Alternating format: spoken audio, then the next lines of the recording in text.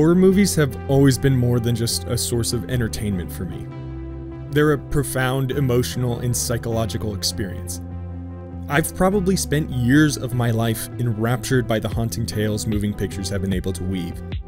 The beautiful and artistic prowess of some of these films is beyond what I can describe in words. My romance with these fantastic horror flicks is always pushed deeper and deeper into love with each one I watch.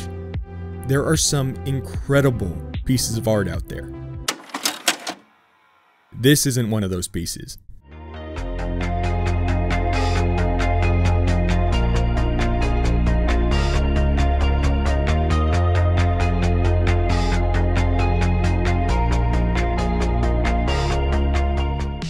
Welcome to the dumpster fire, motherfucker! You want atrocious acting? We got it! You want a storyline with more holes than a piece of goddamn Swiss cheese? This is it! Oh, you think I hate this? Nah, I bathe in this shit, baby!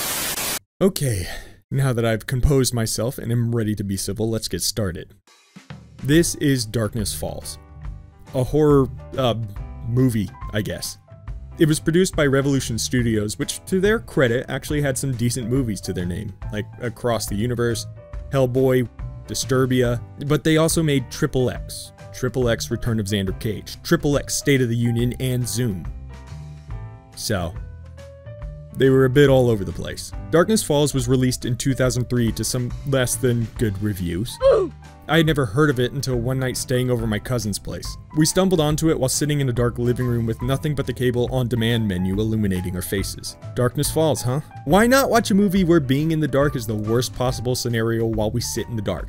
I mean, I'm a big, strong preteen. Yes, I have been sheltered from intense, scary movies up to this point in my life, but there's no way this scares me.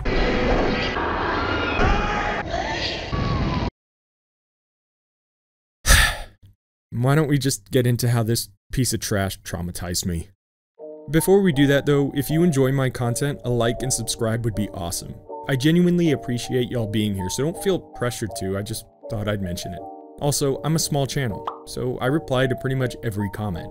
If you feel like talking about the film, spooky stuff, or possible future videos, please get it started in the comment section. Alright, let's get into it.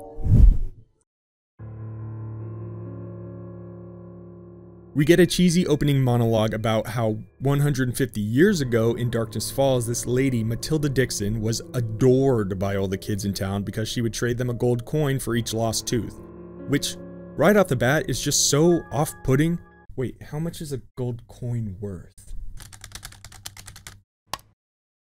Oh shit.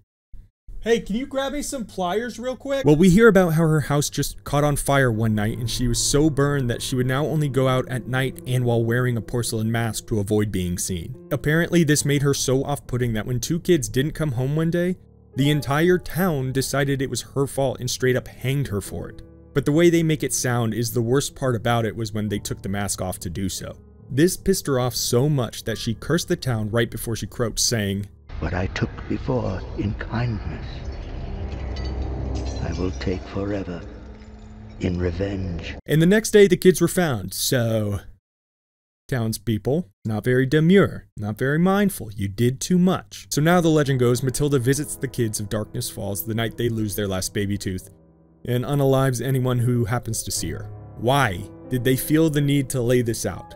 This would have been such a cool, subtle backstory to weave into the storyline of the movie.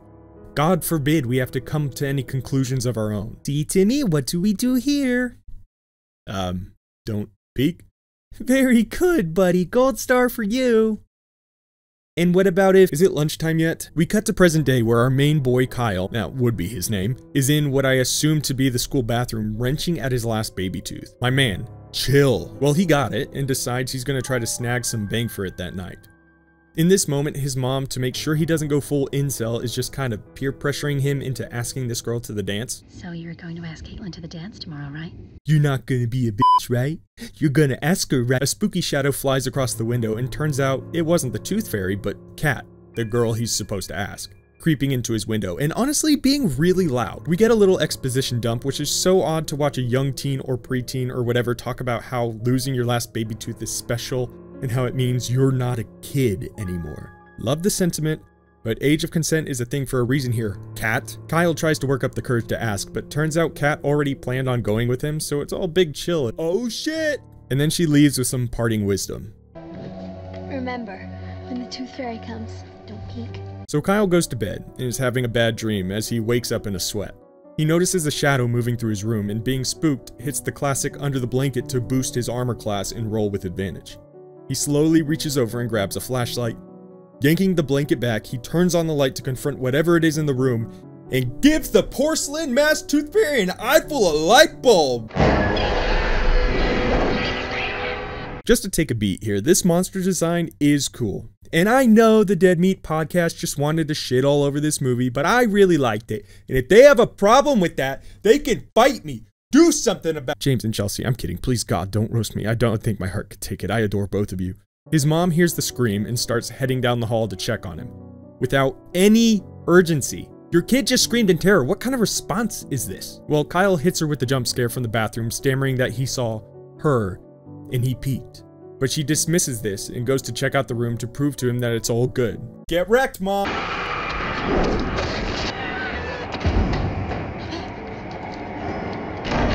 Kyle hangs out in the bathroom with the lights on for the rest of the night while Miss Matilda is creeping around the doorframe waiting for him.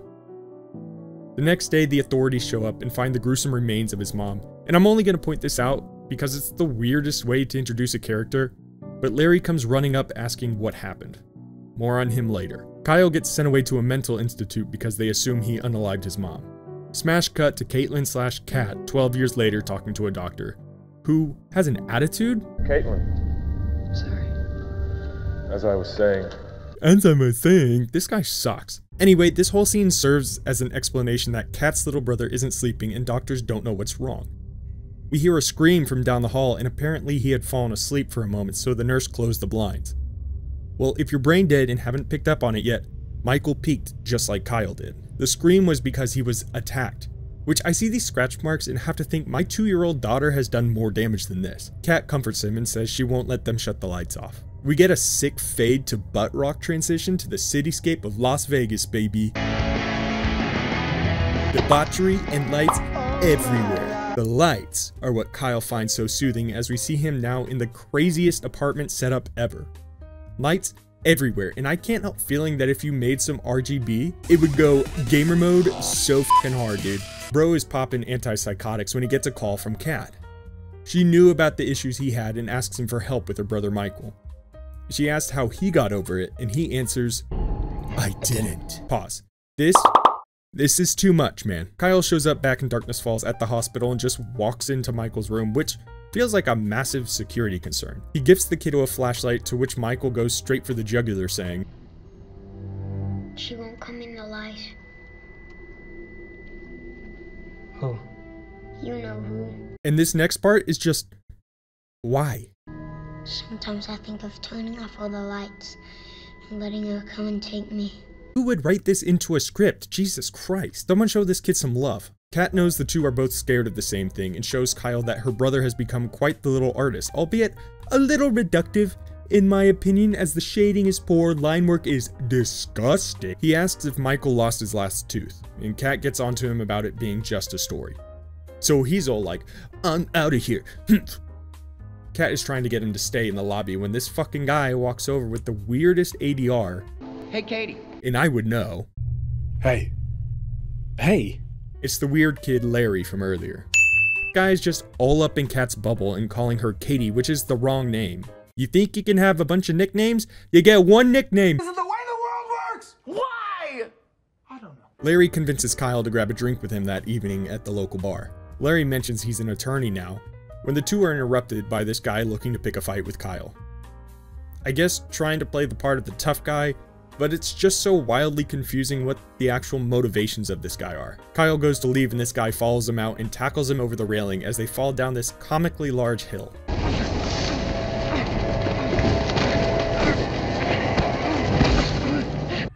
In the darkness of the trees now, Kyle scrambles for the flashlight when this guy mounts him and they start wrestling. His fight or flight kicks in, literally, and he starts wailing on this dude. The bully happens to glance over and see the Tooth Fairy, which of course is a big no-no. Kyle takes off knowing she's nearby, when the dude gets yoinked by Matilda. A search party heads into the woods looking for the two when Larry, of course, gets the body dumped on top of him.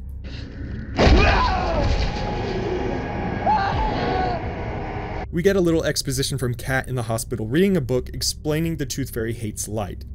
And then we never see this mysterious book again. In the creepiest way he could have done it, Kyle shows up behind her. She notices he's roughed up and delivers the iconic line, I need to try to get this gravel out of your scalp. We get some more pointless dialogue until Kat mentions she doesn't know what she's doing wrong with Michael. Kyle just keeps telling her not to let them do any more tests since it didn't help him. The cops show up and arrest Kyle. The police use his bag of flashlights and medications to come to the conclusion that he's a psycho and accuse him of murdering Mr. Bullyman. Kat shows up and pleads his case, but it doesn't help, and they chuck him in the funniest Old West movie looking cage in the middle of the precinct. We cut to Michael in the hospital bed, who gets attacked on an arm hanging just outside of the light's reach. Kat breaks the door when, for some reason, the nurses don't have a key to unlock the door of an unresponsive patient, and they find him curled up in the bathroom with the lights on. The doctors basically say his night terrors are so bad he's gone psychotic and hurt himself, and the only way to cure him is to lock him in a sensory deprivation chamber. I feel like I'm going crazy trying to follow the logic of this movie. Larry bails Kyle out of jail and he heads straight to the local sporting goods store to stock up with all of their flashlights. Kyle demands Larry take him to the hospital, but instead, Larry starts laying into him that Kat won't get funky with the other guys in town because of Kyle. Oh, Larry, always trying to get with the cat girl. Because her name is Kat. Okay, moving on then. Larry gives Kyle the scoop on the sensory deprivation treatment, at which point I guess Kyle did grab a gun and tries forcing Larry to take him to the hospital. They are so rudely interrupted by the Tooth Fairy slamming into the car, causing a wreck where Kyle is ejected through the windshield. Larry isn't so lucky when he spots her and gets ripped from the car, smacking his head on the doorframe on the way out.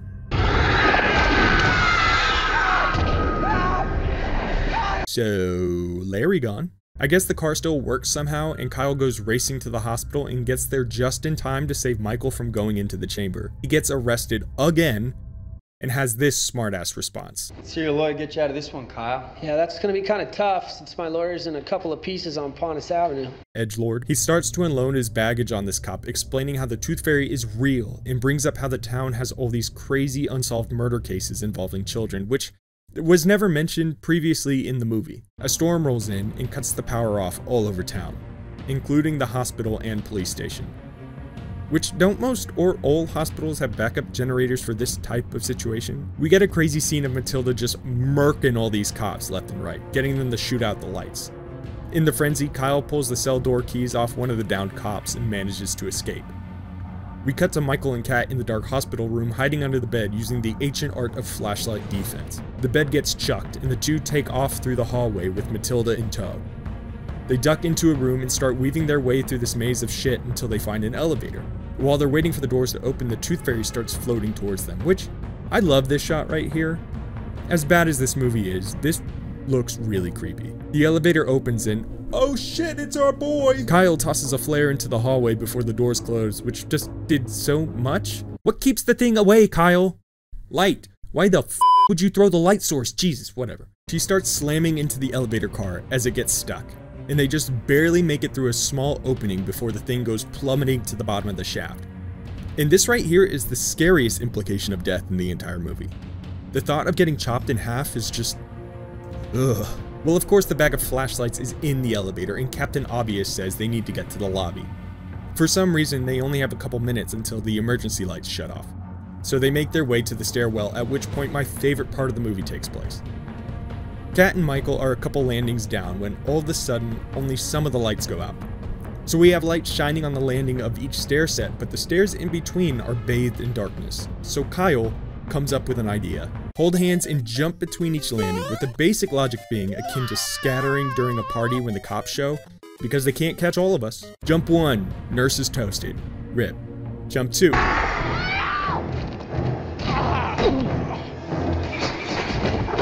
Oh shit, they both made it. At which point they sit in the light on the bottom floor while Matilda stares them down until...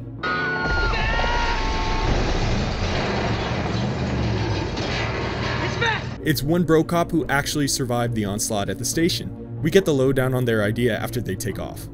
Light the lamp at the lighthouse. Lighthouse lamp big. Make big light. Tooth Fairy no like. Also, check out this super ironic moment. Why don't we just keep driving? We're safe in the car. They get to the lighthouse and pour some gas in the lantern's tank. And this quote right here. There's enough in there to last us a week. Let's go. Why do we need a week's worth? Just wait until morning and like leave. Like what? So they get to the top where the switch is, but uh-oh, it doesn't work. So Kyle and Bro Cop go down to try to fix it.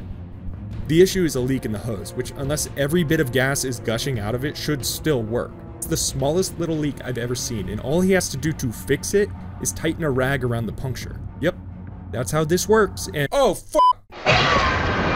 Bro Cop gets yoinked. Matilda goes after Michael and Kat, nearly gets Kat, but Kyle, with just impeccable aim, hits her in the face with the lantern. I mean Matilda, not Kat, but what if, you know? They struggle to reach the most ridiculously inconvenient switch when Michael gets his hero moment. The lamp switches on and the Tooth Fairy bails for a second. While Kyle is trying to get them to go up to the lamp deck, he gets snagged, but not quite yoinked, and struggles in the air with Matilda until symbolism. He knocks her mask off and it goes crashing to the ground and teeth scatter everywhere. We get a look at her face now, which, meh. She's creepy, I guess, but I think I like the mask on look better. Kyle, in his final desperate attempt to break free, dips his gas-soaked arm into the lamp, catches it on fire, hits her with the "I see you, bitch!" and does his best Endeavor imitation, clocking her across the jaw. This straight up lights her on fire as she explodes into sparkly glitter. Aw, cute. So remember, if you take anything away from this movie, to kill dead thing, make more dead. Double dead. And we close on a dad tucking his kid into bed and reminding him, don't peek. We get a nervous moment where the kid thinks he hears the Tooth Fairy, but jump scare. It's just mom swapping the tooth for a gold coin and butt rock credits. Sweet mother of God, what a ride that was. Let's not sugarcoat it, this movie is bad. So many illogical decisions, awful dialogue, and cringy humor. But I can't help but look back on this movie fondly. When I first watched it, I went in with an open mind and the desire to be scared. When you leave yourself intentionally open to that and stick yourself in a setting where the monster would have the utmost advantage over you, the results can be surprising. We as people enjoy films for different reasons. For some, it's the desire to escape. For some, it's to spend time with family and friends. For me, in this moment, it was to feel that fear. It's in the disquieting embrace of horror movies that I uncover a profound truth about myself. I like being scared. The visceral rush of fear isn't just a thrill, but a reminder of my love for existing. Each scream, each chilling moment strips away the mundanity of life and thrusts me into a realm where courage and vulnerability intertwine. I revel in the way these films challenge me to confront the unknown, to grapple with my deepest anxieties in a controlled, safe space. It's a paradoxical pleasure, where the very thing that unsettles me also reaffirms my strength. Through the chaos of horror, good or bad, I observe a part of myself. One that thrives in the face of fear, finds beauty in the anxiety, and emerges from the darkness with a renewed sense of wonder and a gratitude for the light. Thank you all for watching, and have a terrifying evening.